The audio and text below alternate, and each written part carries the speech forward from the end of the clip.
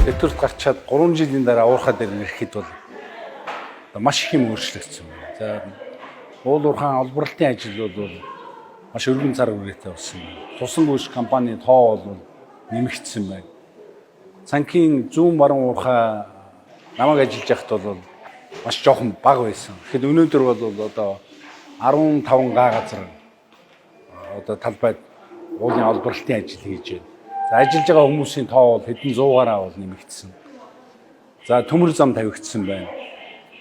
Төмөр замын ажилтны төв шинээр каньерийн систем одоо ашиглалтанд орох гэдэг. Эх жил одоо ашиглалтанд орно гэх бүтээн байгуулалтын ажил нь эд явагдаж байна.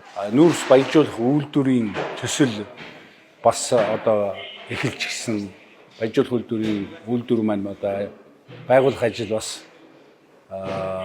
эд дундаа явагдаж байна. Бас нэг 2-3 жилийн дараа бид нар баяжуулах үйлдвэртэй болох юм байна. За усны төсөл маань бас нэлээд эрчимтэй явагдаж байгаа юм байна. Ер нь бол Эрдэнэс тавталгаа хувьцаат компани маань үйл ажиллагааны цар үе бол одоо миний ажиллаж байсан үеэс бол бараг 2 дахь илүү одоо ийм ачаалттай, үрдүнтэй ийм болсон.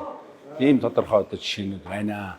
За тэгээд уурхай дээр ирээд одоо хамт ажиллаж байсан залуучуудтайгаа уулзахад бол одоо сэтгэл маш их хөдөлж байна. Залуу насаа дурсж байна. За энэ залуучуудтайгаа уулзахад бол одоо маш сэтгэл өндөр байна.